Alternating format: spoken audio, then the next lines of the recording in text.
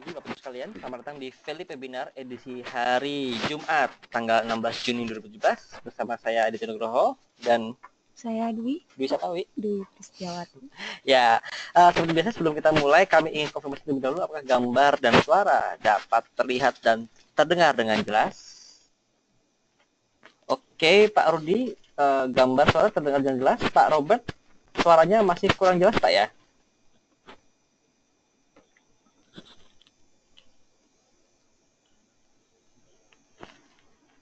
Ya, apa sekarang sudah cukup jelas Pak Robert?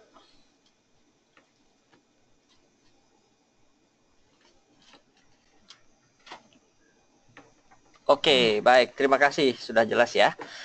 Kita akan langsung saja untuk sesi pertama akan dibawakan oleh saya.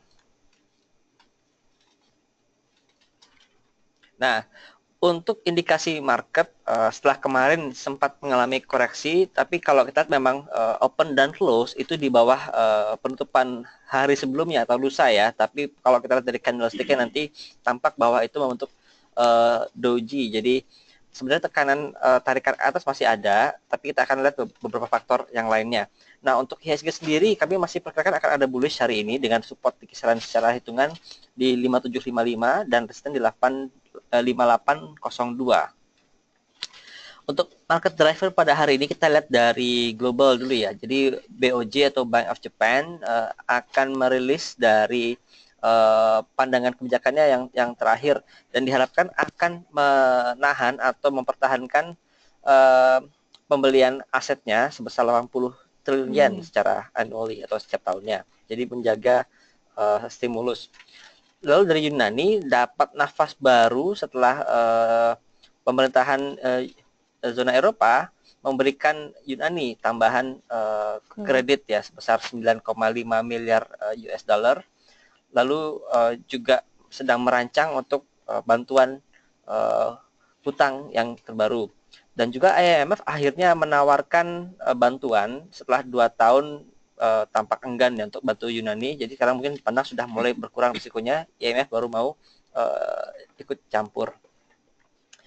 Dari Amerika, initial jobless claim turun 8.000 claim. Jadi ini merupakan level terendah dalam 44 tahun terakhir, which is bagus. Jadi kenapa kemarin The Fed kok pede naikin suku bunganya. Lalu juga Philadelphia Fed Manufacturing Survey, jadi survei yang diadakan oleh The Fed Philadelphia, terkoreksi jadi 27,6 dari 38,8. Jadi ini mungkin kurang begitu bagus dari sisi manufakturnya. Lalu New York Empire State Manufacturing Index ini rebound jadi -1 menjadi 19,8. Jadi mungkin di area New York-nya juga bagus ya. Nah, kalau dari dalam negeri kemarin ada rilis data perdagangan, Wi. Jadi ekspor dengan impor itu naik 20%. Kenaikan impornya mungkin ini lebih tinggi dari perkiraan sehingga surplus neraca perdagangan yang tadinya diperkirakan lebih dari 1 miliar dolar dalam bulan kemarin, tapi hanya sampai ke 410 juta dolar. Ini sinyal bagus. Sebenarnya kalau impornya kemarin kita lihat dan sebagian besar adalah kenaikan di barang-barang penolong industri, jadi machinery itu berarti mudah-mudahan bisa kembali mendongkrak manufaktur kita. Lalu juga BI akhirnya menahan 7 days repo rate di level 4,75. Jadi BI dipandang cukup confident bahwa imbas dari kenaikan The Fed tidak akan sebesar tahun lalu, jadi sudah manageable dari sisi caranya. Mudah-mudahan akan terus begitu. Kalau kita lihat kemarin juga nilai tukar rupiah stabil saja, artinya market sesuai harapan market bahwa BI mempertahankan suku bunganya. Beralih ke technical IHSG.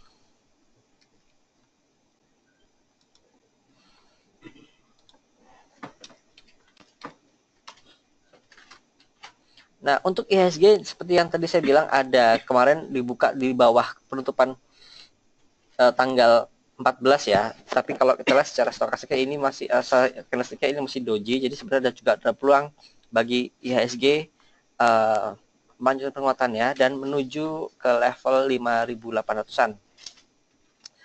Namun tetap perhatikan bahwa setiap ada kenaikan adalah timing yang tepat untuk melakukan profit taking. Jadi tidak untuk agresif beli dulu. Karena kenapa? Kembali lagi kalau kita lihat dari foreign flow analisisnya. Nah, kemarin ini masih ada net sell ya. Jadi berapa hari terakhir ketika IHSG naik dari kisaran 57 sampai ke hampir 58 ini, asing justru masih net sell. Mungkin ini bagian dari tarikan sebelum lebaran yang pekan lalu saya ceritakan. Jadi bisa mulai siap-siap untuk take profit. Kalau kita lihat dari foreign flow-nya ini masih terus terkoreksi ya. Apakah tidak ada peluang bagi IHSG untuk lanjut break 5.800 dan kembali ke 6.000? Bisa, tapi kita juga harus lihat lagi posisi foreign flow-nya. Jika kondisinya seperti awal Maret, di mana dia memang sempat terkoreksi, tapi kemudian balik rebound, artinya asing kembali beli, maka ini adalah timing yang tepat untuk kembali masuk ke bursa kita. Namun selama asing belum melakukan net buy, sebaiknya bisa trading jangka pendek atau trade sell bagi saham-saham portofolio yang sudah membukukan keuntungan. Demikian untuk equity foreign flow analysis. Berikutnya ada market news, Wi. Gimana, Wi?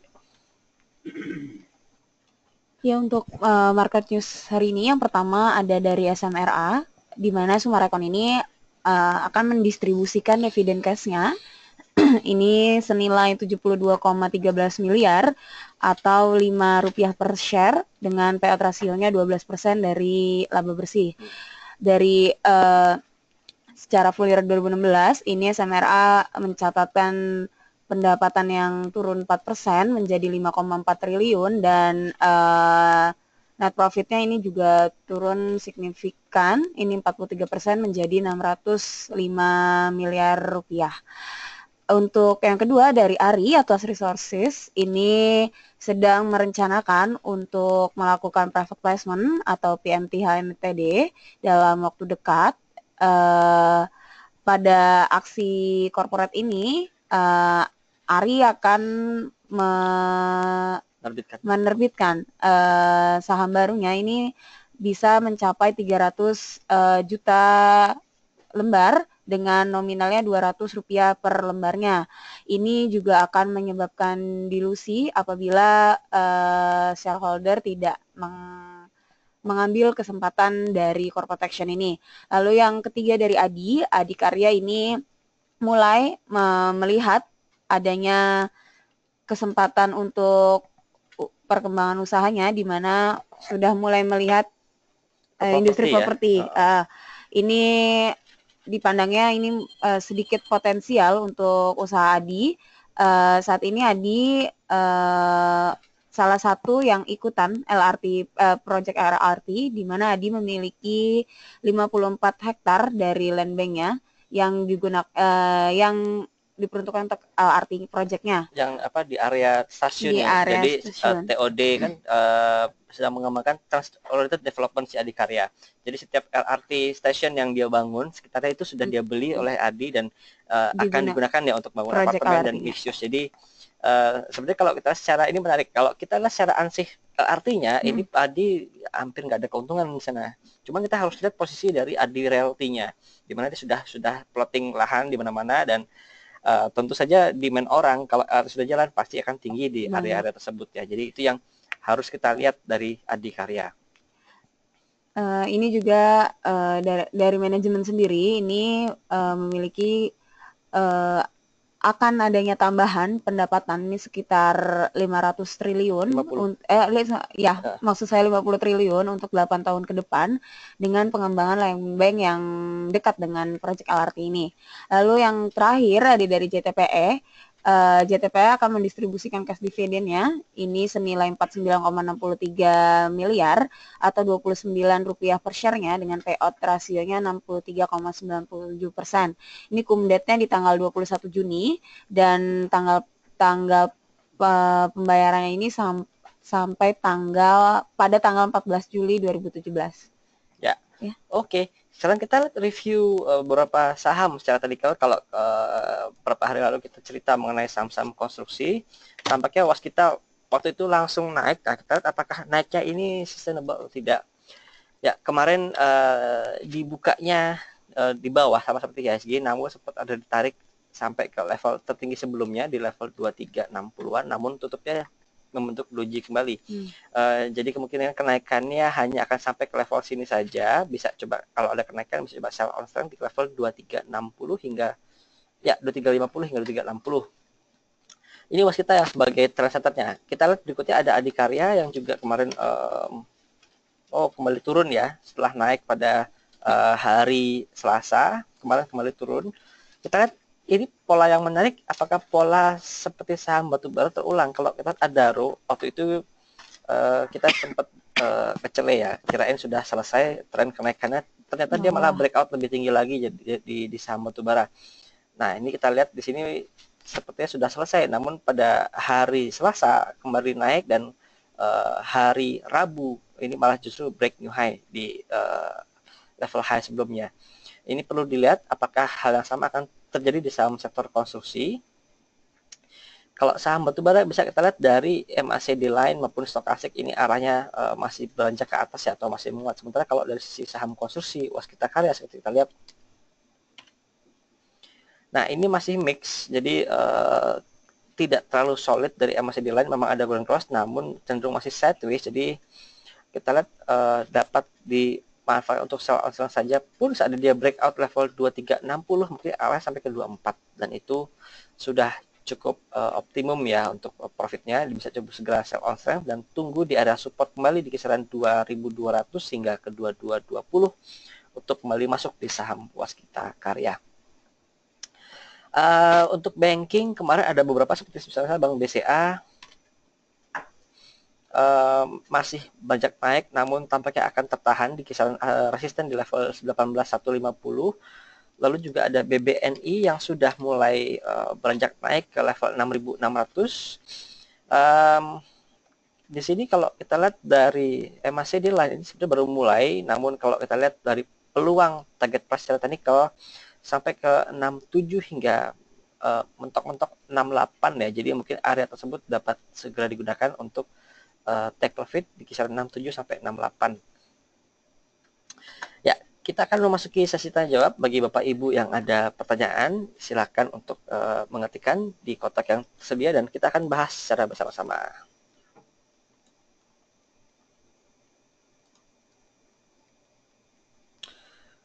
Pertama dari Bapak David menanyakan fundamental TRIM Megah Securities ya.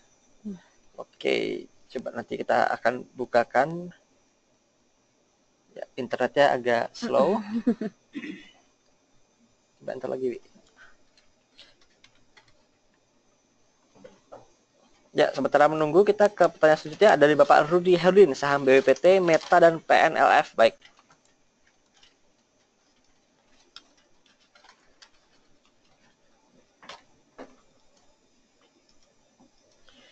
Ya, BWPT ini cukup menarik Pak.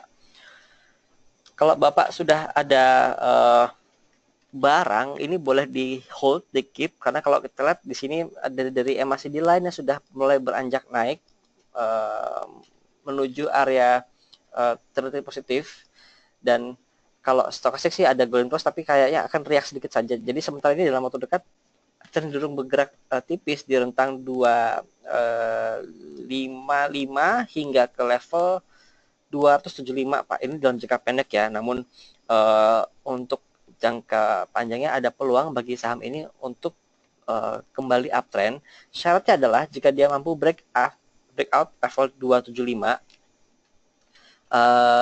ini bisa kembali menjadi uptrend di saham BWPT. Kalau kita lihat ini Bollinger Band sudah mulai merapat, dan biasanya kalau sudah merapat gini akan ada kembali melebar, artinya ada gerakan signifikan. Itu dari BWPT. Lalu ada Meta.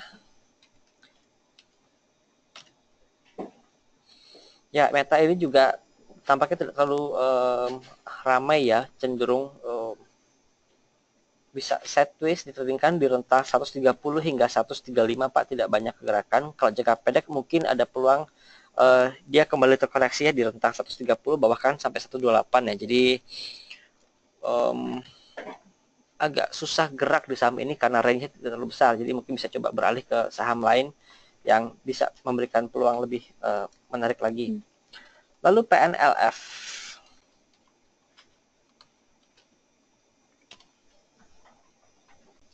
Ya, PNLF Financial ini secara teknikal masih ada peluang untuk naik lagi. Di sini kita lihat sedikit kemarin agak tertahan di resisten MA20-nya di level Rp250. Namun jika dia breakout level 250, maka chance untuk kembali ke level 260 terbuka ya. Tapi kalau dia tidak kuat di level 245-nya, ini akan kembali terkoreksi ke level 230. Jadi kalau Bapak sudah ada barang modal di bawah 230-an, mungkin 240, bisa di hold saja. Bisa coba take profit nanti di kisaran 250 hingga ke 260.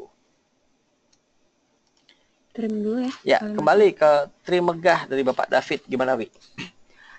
Untuk trim ini Pak, untuk sales growth-nya untuk first quarter 2017, ini sales growth-nya dulu, Mas Adit, ini minus 0,22% dibandingkan kuartal yang sama tahun sebelumnya. Ini apalagi kalau dibandingkan dengan kompetitornya nih Mas Adit, dia yang paling rendah penjualannya untuk first quartal 2017 Pak.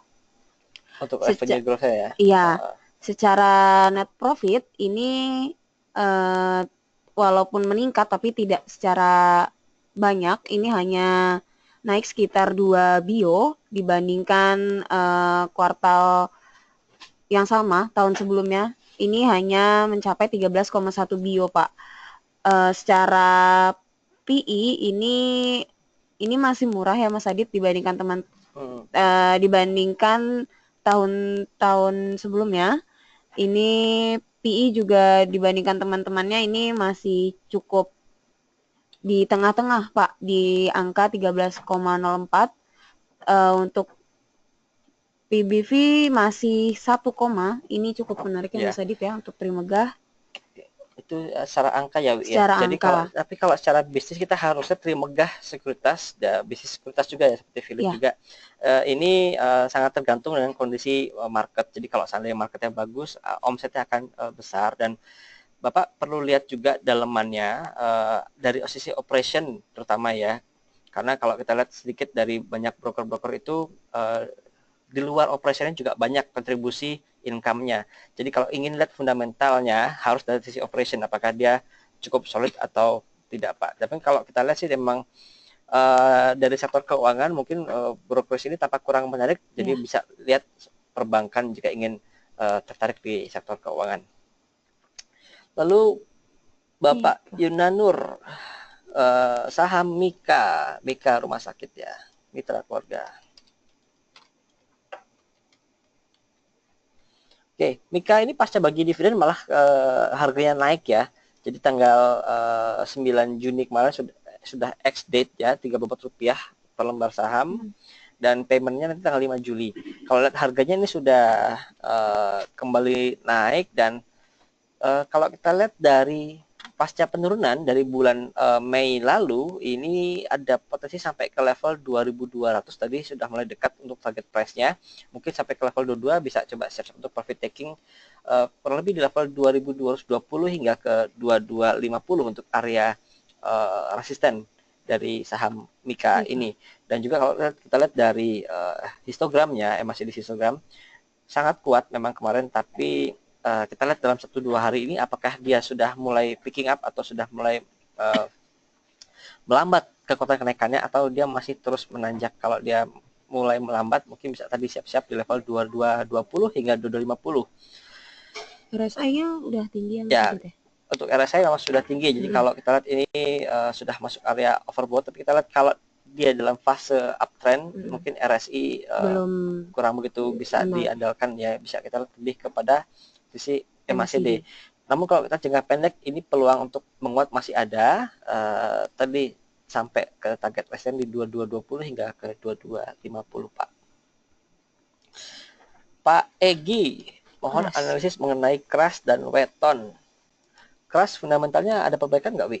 Fundamental kalau untuk revenue-nya ini cukup meningkat. Ini meningkatnya sekitar 5, sekian bio, Mas Adit. 12 triliun ya? Iya. 12% ya kenaikannya ya. Ya, 12%. Nah, Kalau untuk PI sebenarnya masih minus. karena masih rugi. Tapi kalau lihat dari Ya. kerugiannya, dari posisi Q1 2015 di mana level 793 miliar kerugiannya, pada Q1 2017 17. ini di level 275 miliar kerugian. Jadi sudah mulai berkurang. Dan perlu kita lihat, tahun-tahun lalu memang baja di dunia ini oversupply, harganya tertekan. Kalau sekarang mungkin sudah mulai masuk ke equilibrium. Tapi kalau secara fundamental ada sedikit perbaikan, namun masih merah laporan keuangan. Jadi secara fundamental ya masih bisa, masih harus dilihat dulu iya ya. harus dipandang sepanjang tahun ini, mudah-mudahan akan menjadi bottom up dari sisi fundamentalnya.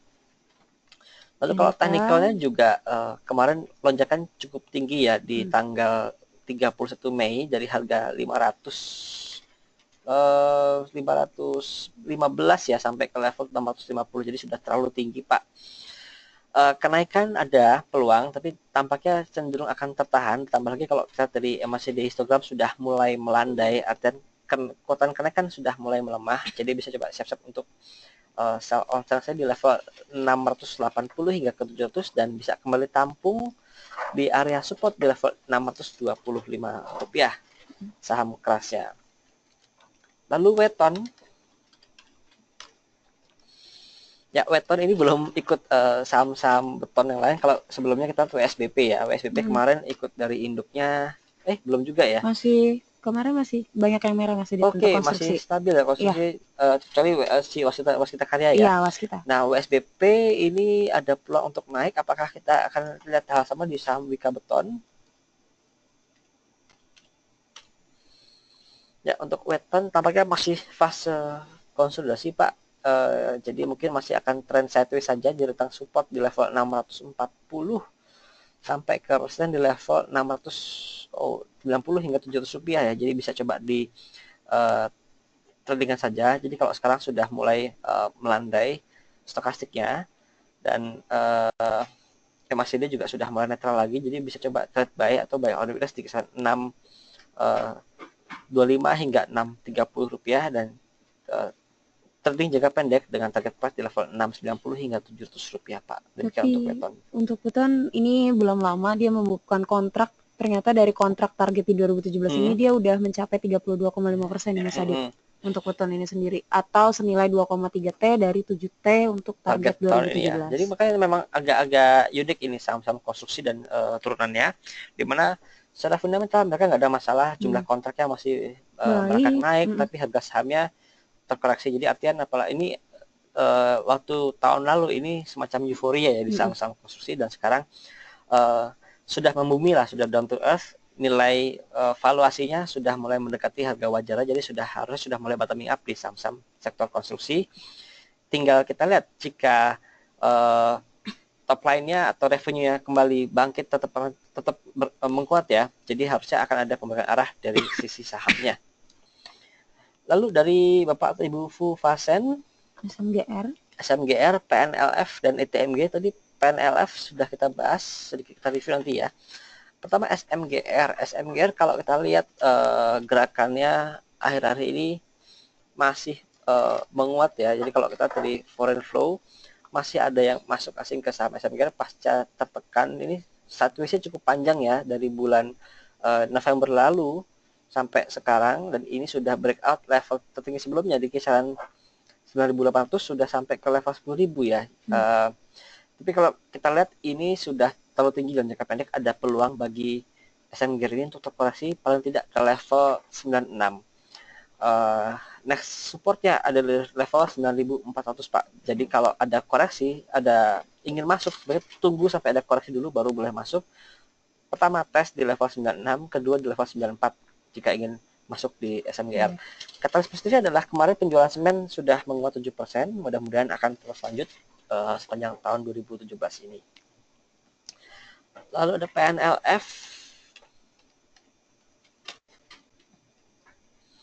Tadi ya PNLF belum buka, jadi masih belum kelihatan, jadi ada peluang untuk lanjut penguatannya. Jadi kita lihat harus breakout level 245 dulu Pak. Jadi jika dia 245 tembus, next target ada di level 260 dan bahkan level tertinggi sebelumnya di kisaran 270 rupiah. Jadi kuncinya harus breakout dulu 245 dan stabil di sana. Jadi kalau sudah ada barang di model 230-an boleh di keep, di hold saja, tunggu sampai 260 hingga 270 untuk take profit. ITMG Mas Adit. Lalu ada ITMG, saham batubara. Ya, ini kemarin ada koreksi technical cukup wajar. Kalau kita lihat dari histogram MACD-nya tampaknya sudah mulai menipis ya Mas. Ya, sudah menipis. Mungkin ini adalah sinyal selesai beneran setelah kemarin sempat kecele pada 3 hari lalu ya, di mana dia ada koreksi. Kami kira sudah selesai, namun tampaknya masih ada penguatan. Mungkin ini tarikan terakhir kemarin ITMG. Jadi kalau hari ini ada penguatan sedikit sampai ke level 18.000, bisa coba sell on strength dan tunggu kita lihat sinyal apakah MACD-nya ada kembali kenaikan atau justru terus melemah dan kembali berubah menjadi downtrend kembali. Jadi sekarang saatnya untuk take profit di saham ITMG, Pak. Lalu Pak Adi Chandra untuk saham ADI hari ini seperti apa? Oke, kita lihat Adikarya. Ya, Adikarya mungkin masih akan sideways, Pak. Jadi kalau ada koreksi sampai ke level 2170 mungkin bisa coba di trade by sana karena ini adalah area supportnya. Dan kalau kita lihat dari saham konstruksi sebenarnya sudah mulai ada geliat ya. Khusus untuk ADI kami tampaknya masih akan netral saja, tidak terlalu banyak pergerakan di saham ADI dengan kecenderungan untuk melemah hingga support ke level 2170. Lalu Ibu Vivi Effendi saham Sritex Real.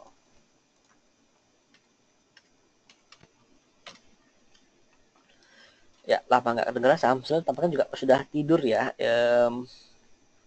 Kalau Ibu ada barang mungkin tahan saja. Kita tunggu ada riak-riak lagi ya. Ini sudah mulai tenang tampaknya Sril. Selama dia tidak jebol di bawah level 290 ya 285 lah paling tidak, ini masih cukup aman di keep saham Sril. Jadi kalau saham Sril ini polanya adalah jika dia sudah mulai ada riak bangkit ke atas, nah itu baru boleh aktif trading. Namun jika dia sadam seperti ini, bagi yang belum punya barang tidak disarankan untuk masuk dulu. Bagi yang sudah ada barang dan agak nyangkut mungkin ya, bisa coba ditunggu saja sampai ada riak-riak kenaikan baru bisa dimanfaatkan untuk trade sell. Tapi sementara ini masih cenderung stabil Bu di rentang 295 hingga ke 330. Lalu Pak Markus, review untuk saham INAF, ICBP dan WSBP. Baik, INAF Indofarma. Oke, INAF ya menarik ini. INAF ya tampaknya sudah ada tanda-tanda bangkit Pak Markus. Kalau Bapak kemarin sempat tampung di harga 28 hingga 3.000 rupiah, selamat, mungkin bisa coba di hold dulu. Resistance pertama yang harus diuji adalah di level 3.400, ini EMA 20-nya. Jika dia agak ketahan di sini, mungkin coba mulai jual bertahap. Kita lihat apakah dia mampu breakout level 34. Jika dia mampu breakout, maka next targetnya ke level tertinggi sebelum di level 4.200, 4.000 hingga 4.200. Jadi swingnya agak enak ini saham Indofarma. Kalau ini kenaikannya mudah-mudahan akan cukup panjang, bisa sepanjang sepekan penuh ya kenaikannya menjelang lebaran nanti. Lalu ICBP.